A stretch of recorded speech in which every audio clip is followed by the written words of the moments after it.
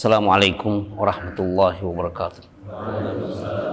Innal hamdalillah nahmaduhu wa nasta'inuhu wa nastaghfiruh wa na'udzu billahi min shururi anfusina wa sayyiati a'malina.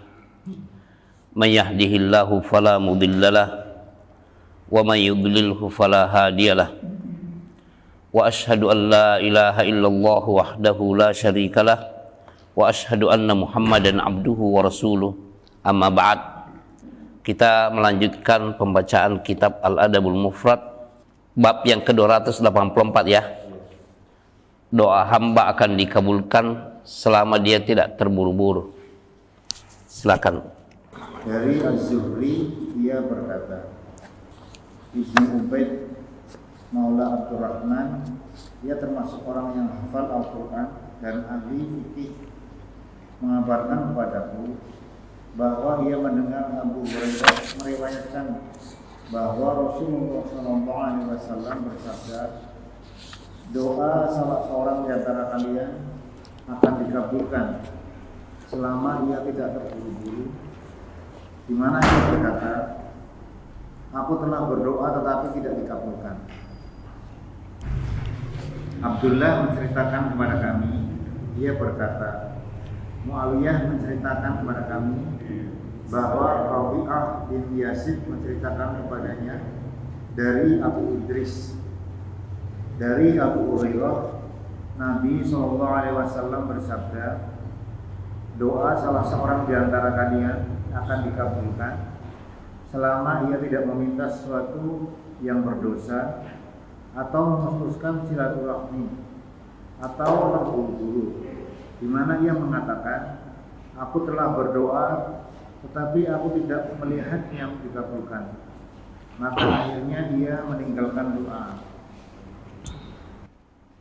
Ya.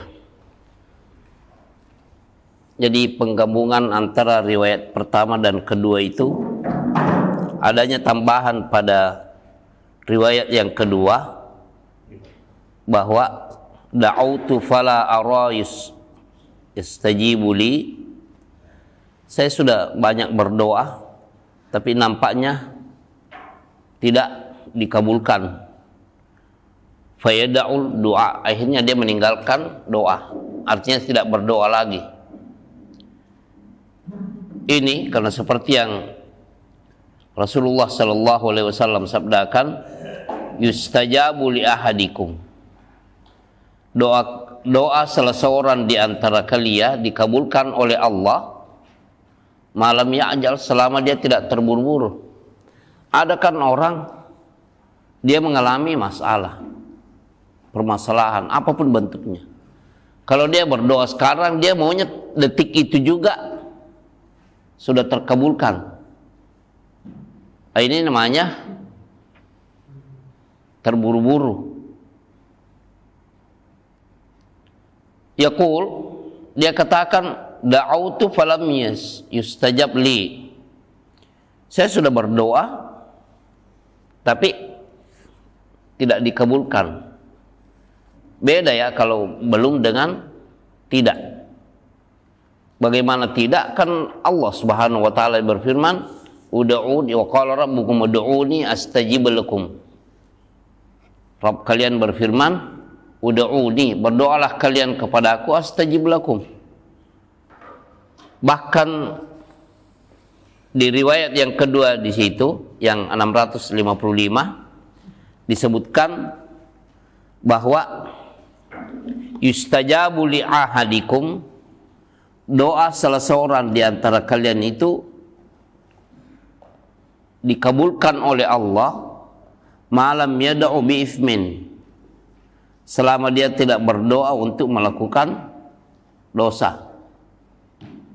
Apa contoh ini Pak? Berdoa untuk melakukan dosa. Ya berdoa kepada Allah supaya dia leluasa melakukan dosa, apapun bentuk dosa itu. Mau dosa besar atau dosa kecil. Au qati'ati rahimin, ini contohnya diantaranya berdoa menyeru agar melakukan pemutusan hubungan silaturahim dengan famili handai tolan, apalagi kalau itu adalah kedua orang tua kita atau yang sejajar dengan kedua orang tua kita, paman dan bibi, yang sejajar dengan kakek dan nenek. Itu sudah berlebih-lebihan nilai dosanya. Karena wajib hukumnya kita menyambung silaturahim, apapun bentuknya. Apakah dengan cara saling menyapa lewat media, begitu juga saling menyurat, mengunjungi, saling bantu-membantu, saling menghadiahi, wajib hukumnya dan haram hukumnya memutuskan. Apalagi kedua orang tua, dosa. Aw yastajil, atau selama dia tidak terburu-buru, maunya ketika saat itu juga dikabulkan. Ya, yang maha kuasa siapa? Kan Allah yang maha kuasa. Fa'alun lima yurid, Allah itu melakukan apa yang Allah inginkan. Beda dengan makhluk. Makhluk itu ya hamba, bukan penguasa. Tapi Rabbul Alamin, Allah itu adalah penguasa semesta alam. Innahu ala kulli syai'in qadir, sesungguhnya Allah terhadap segala sesuatunya maha kuasa. Ya, ini celaan dalam doa ya kalau terburu-buru. Silakan Pak, kandungan hadis yang pertama. Kandungan hadis. Dalam hadis ini disebutkan salah satu adab ketika berdoa, yaitu hendaknya doa itu dipanjatkan secara terus-menerus dan tidak meminta ditunda pengabulannya. Ya, ana bacakan dari ini. Fil hadisi adabun min adabid du'a wa huwa annahu yanbaghi idamatud du'ai wala yastabti'ul ijabah. Ya, senantiasa kita disyariatkan untuk terus-menerus berdoa. Sampai kalau itu menurut pandangan kita itu, wah ini sepertinya mustahil bagi saya ini. Tidak, bagi Allah tidak mustahil. Tapi ingat ya, catatannya asalkan bukan dosa. Jangan ini berdoa untuk seakan-akan meminta izin kepada Allah untuk melakukan suatu dosa dalam permintaan tersebut. Yang penting baik isinya. Apapun bentuk ini, hajat kita.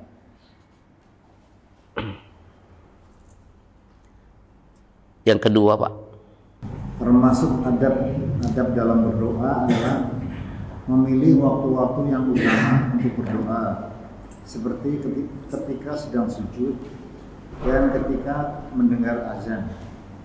Selain itu, adab-adab lainnya adalah mendahulunya dengan wudu dan sholat, menghadap ke kiblat, mengangkat kedua tangan, mendahulinya dengan taubat dan pengakuan dosa, ikhlas, memulai dengan pujian, sanjungan dan doa, dan sholawat kepada Nabi SAW, serta memohon dengan menyebut Asmaul Husna.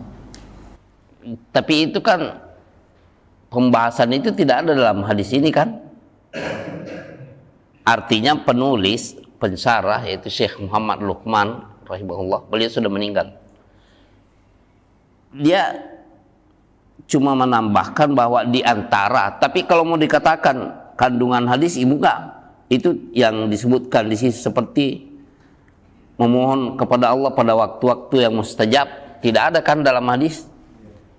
Ini bukan isi hadis, cuma tambahan dari beliau yang mengatakan termasuk adab-adab dalam berdoa itu apa. Nah, ini di antaranya. Dia katakan berdoa taharril awqatil fadilah, berusaha melakukan doa itu di saat-saat yang istimewa. Seperti apa? Sujud, saat sujud. Kan memang kan ada hadis seperti itu. Aqrabu ma yakunul abdu ila rabbih wa huwa fis sujud. Posisi paling terdekat seseorang hamba itu kepada Allah, kepada Rabb-nya, yaitu saat dia bersujud. Fa'akthiru fihi du'a, oleh karena itu perbanyaklah berdoa ketika sujud. Fakaminun an yustajaba lakum, itu lebih pantas untuk dikabulkan bagi kamu.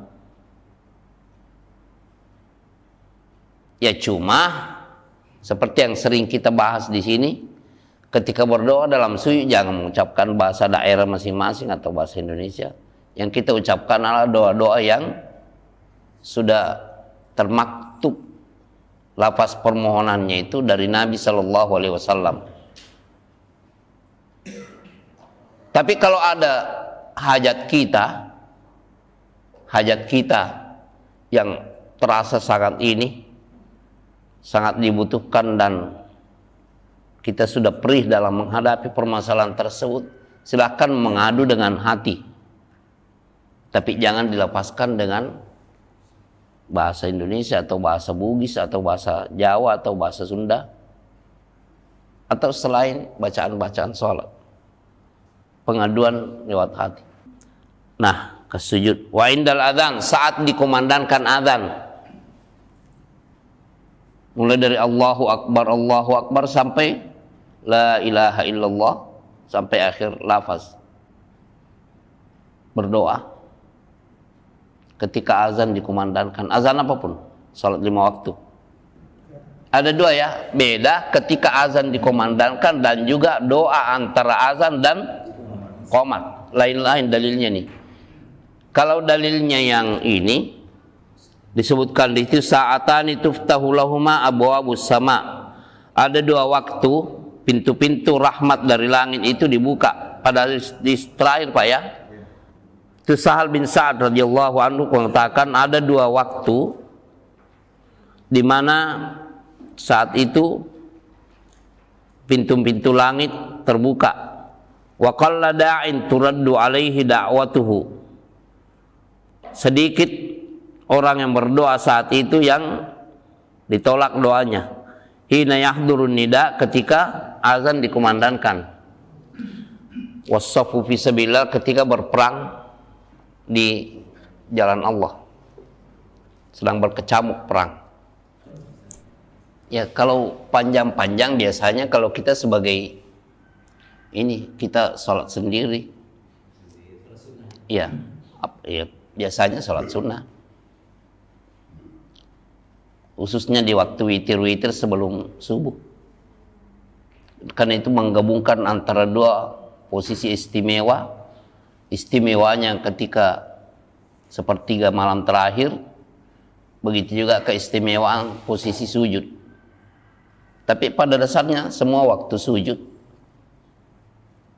merupakan posisi yang istimewa. Begini Pak, ada larangan untuk membaca Al-Quran ketika, maksudnya ayat-ayat Quran ketika ruku dan sujud. Jadi para ulama mengatakan kalau waktu sujud itu mau berdoa, usahakan jangan yang terhalau dari lafaz-lafaz Al-Quran. Seperti apa? Rabbana atina fid dunya hasanah wa fil akhirati hasanah wa qina adzabannar. Itu kan lafaz Al-Quran di surat Al-Baqarah juz 2 Pak ya. Nah, begitu juga Rabbighfirli wa liwalidayya wa lil mu'minina yauma yaqumul hisab. Ini ayat Al-Quran semua. Rabbi ja'alni muqimas sholati wa min dzurriyyati. Ya, ayat Quran. Diusahakan yang lain-lain saja. Seperti Allahumma hasibni hisaban yasira. Itu kan terriwayatkan dalam doa salat kan. Cuma posisinya apakah waktu sujud atau setelah tahiyat awal atau setelah tahiyat akhir. Dan ini kelebihan kalau kita itu menyempatkan salat-salat sunnah. Ini perlu kita singgung juga nih. Ya seperti salat duha, usahakan sempatkan dan amalkan yang kita sudah bahas di sini, seperti yang diriwayatkan oleh Aisyah radhiyallahu anha bahwa beliau sallallahu alaihi wasallam salat duha, setelah itu membaca 100 kali Allahumma ghafirli wa tub alayya innaka antat tawwabur rahim, sebanyak 100 kali. Itu sangat berpengaruh dalam aktivitas kehidupan sehari-hari kita. Allah memudahkan banyak urusan, walaupun 1000 macam urusan Allah akan mudahkan, karena berzikir adalah kebaikan, mendorong kepada ketakwaan, sangat berpengaruh di dalam menghindarkan kita dari segala macam keburukan lahir dan batin, sehingga kita terjatuh pada terarah kepada ketakwaan. Dan Allah berfirman, wa may yattaqillaha yaj'al lahu makhraja. Siapa yang bertakwa kepada Allah, Allah membukakan pintu baginya, jalan keluar. Wa yarzuqhu min haitsu la yahtasib, dan Allah memberikan rezeki baginya dari arah yang tidak sangka-sangka. Jadi usahakan perhatikan salat-salat sunnah itu, dan ini juga untuk mengejar suatu target, bagaimana supaya salat-salat sunnah kita itu sampai minimal 12 rakaat dalam sehari semalam. Karena barang siapa, dalam hadis yang sahih, siapa yang sholat, tidak ada di Riyadhus Shalihin hadis ini, Imam Nawawi mencantumkan juga di keistimewaan sholat nafilah. Barang siapa yang sholat dalam sehari semalam itu 12 rakaat selain sholat fardu, Allah menyiapkan baginya satu rumah di dalam surga. Ya, usahakan kita mencapai keistimewaan seperti itu, karena ini terkait dengan masa depan kita yang kekal di sana. Ya, alhamdulillah kita sudah merasakan nikmat, berbagai macam nikmat dan karunia Allah di dunia ini, tapi kita menginginkan yang lebih di sana. Walal akhiratu khairul laka minal ula. Sungguh akhirat itu lebih baik bagimu daripada dunia. Intinya ya, kita amalkan yang kelihatannya sunnah-sunnah tapi istimewa, sangat istimewa. Begitu juga dalam waktu yang bersamaan kita mendapatkan banyak keistimewaan. Tadi kan ini mendapatkan kesempatan berdoa ketika sujud ya. Dan yang kedua, target 12 rakaat dalam sehari semalam itu ya mendapatkan fadilah, disiapkan rumah di surga. Dan yang ketiga, ini juga penting.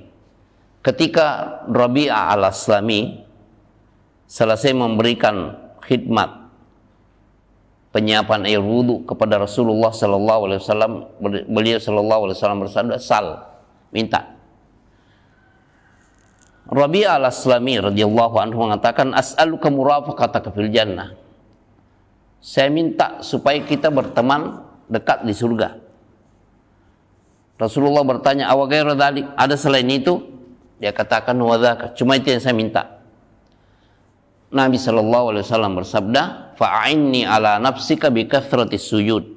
Kalau begitu, tolong saya untuk melawan dirimu memperbanyak sujud. Jadi memperbanyak sujud itu adalah peluang untuk dekat dengan Rasulullah sallallahu alaihi wasallam di surga nantinya. Memperbanyak sujud di sini ulama artikan banyak salat-salat nafilah.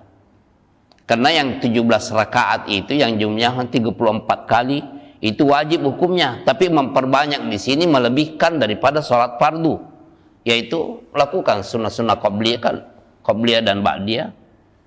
Tetapi setiap ini juga memiliki keistimewaan tersendiri lagi. Yang keempat ini, keistimewaannya, contohnya sebelum subuh apa? Lebih baik daripada dunia dan isinya. Nah, sebelum dan sesudah duhur apa? Yang empat tentunya ini. Ya, Rasulullah Sallallahu Alaihi Wasallam bersabda, yang empat. Rahimah man hafadha ala arba'in qabla dzurri wa arba'in ba'daha harramallahu wajhahu 'alan nar. Barang siapa yang memelihara menjaga 4 rakaat sebelum duhur dan 4 rakaat sesudah duhur, Allah mengharamkan wajahnya terhadap api neraka. Syekh Al-Albani ketika mentaklik kitab Riyadhus Shalihin itu ada menulis di catatan kaki, hasyiah namanya, itu beliau katakan maksudnya Allah memudahkan baginya untuk melakukan kebaikan-kebaikan. 4 rakaat sebelum asar, dua-dua ya, seperti yang dicontohkan oleh Nabi. Beliau sallallahu alaihi wasallam bersabda, rahimallahu mura'an shalla arba'an qabla al-asr. Hadisnya disahihkan. Semoga Allah merahmati seseorang yang sholat 4 rakaat sebelum asar. Masing-masing tersendiri ada lagi keistimewaannya, secara umum dan secara khusus. Ya, berikut di sini dikatakan saat tadi waktu-waktu yang istimewa sujud, begitu juga ketika azan dikumandangkan. Juga dia katakan di sini takdimul wudu'il wassalah, lebih mengedepankan untuk berwudu dulu dan salat. Ya karena memang kan hadis siapa ini? Bilal ya. Ketika Rasulullah sallallahu alaihi wasallam bertanya kepada wahai Bilal, saya mendengarkan suara terompahmu di surga. Amalan apa yang ini membuat kau memiliki keistimewaan seperti itu? Dia katakan, saya tidak berwudu melainkan setiap saya berwudu itu saya usahakan untuk sholat. Dengan memudahi juga dengan pujian dan sanjungan kepada Allah Subhanahu wa taala, begitu juga berselawat kepada Nabi sallallahu alaihi wasallam dan juga memohon kepada Allah dengan al-asmaul husna. Memang karena Allah memerintahkannya hal itu. Walillahil asma'ul husna fad'uuhu biha. Allah itu memiliki nama-nama yang sangat indah, oleh karena itu berdoalah kalian dengan menyebutkan al-asma'ul husna tersebut. Contohnya Al-Ghani. Al-Ghani itu artinya apa, Pak? Maha kaya.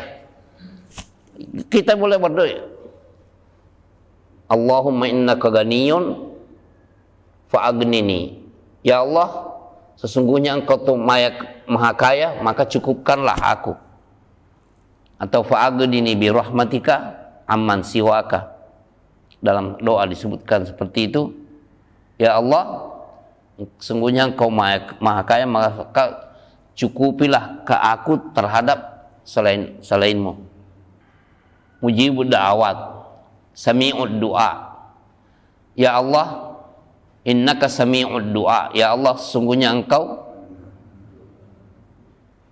maha mendengarkan doa. Fayassir li amri. Oleh karena itu mudahkan urusanku. Kalau dalam niatnya ingin dimudahkan begini ya mencakup semuanya. Silakan minta semaunya. Yang penting bukan dosa ya. Ya, sama dengan ini Pak ya. Kandungan hadis kedua apa Pak? Salah satu dari sekian syarat diterimanya doa adalah tidak berdoa untuk memutus hubungan rahim dan tidak berputus asa dalam berdoa dengan mengatakan aku telah berdoa dan berdoa tetapi aku tidak melihat doaku dikabulkan. Ya, sebenarnya tidak dikabulkan, belum. Ini istijal namanya ya, terburu-buru. Ya, gimana nih? Sifat malas ada juga nih, sifat malas. Nanti ini pada pertemuan selanjutnya Pak ya. Banyak ini, ada 4 hal di sini. Kemalasan, utang, begitu juga fitnah masih, dan juga adab neraka. Ada 4 hal di sini. Dan ini sebenarnya masuk dalam lafaz doa-doa pagi dan petang juga ada. Memohon kepada Allah perlindungan terhadap sifat malas. Dan doa sebelum salam juga ada ini. Allahumma inni a'udzubika minal ma'thami wal maghrab. Ada. Subhanakallahumma bihamdika asyhadu an la ilaha illa anta astaghfiruka wa atubu ilaik. Assalamualaikum warahmatullahi wabarakatuh.